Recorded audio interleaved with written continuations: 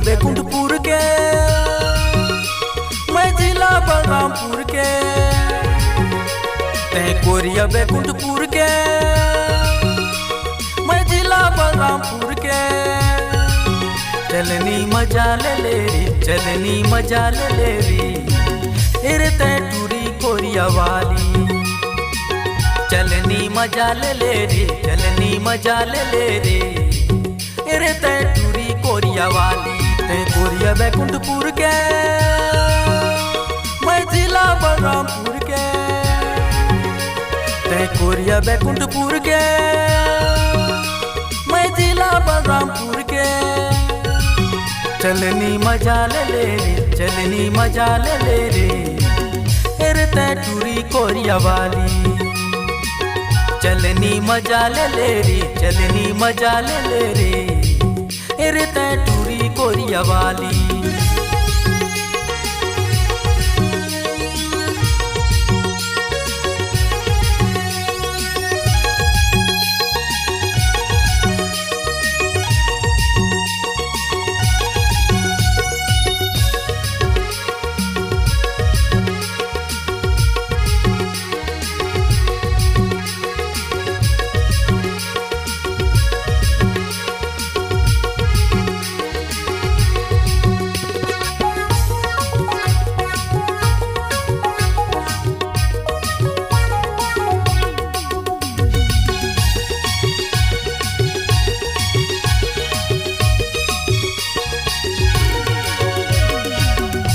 तोर लाली लाली हाय रे, कान में झूले बाली हाय रे।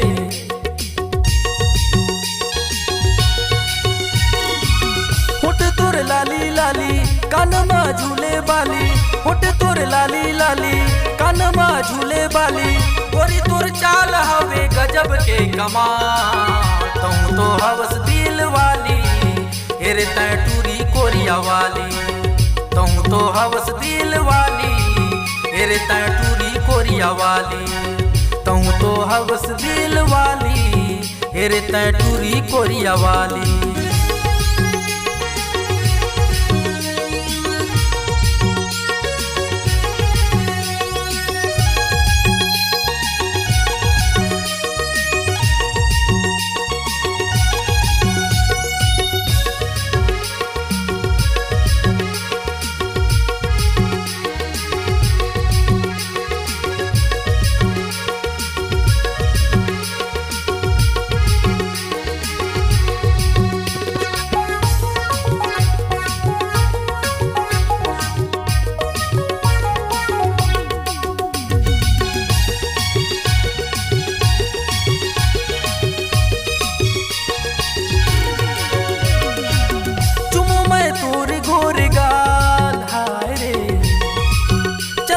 मत वाली चाल हाय रे,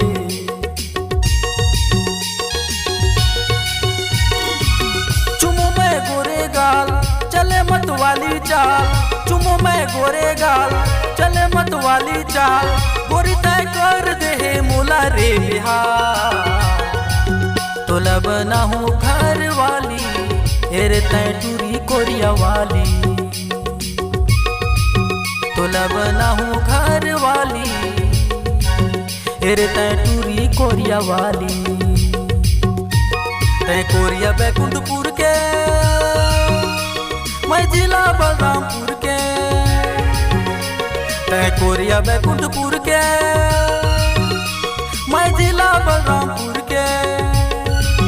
चलनी मजा ले ले रे, चलनी मजा ले ले रे, तै टूरी कोरिया वाली।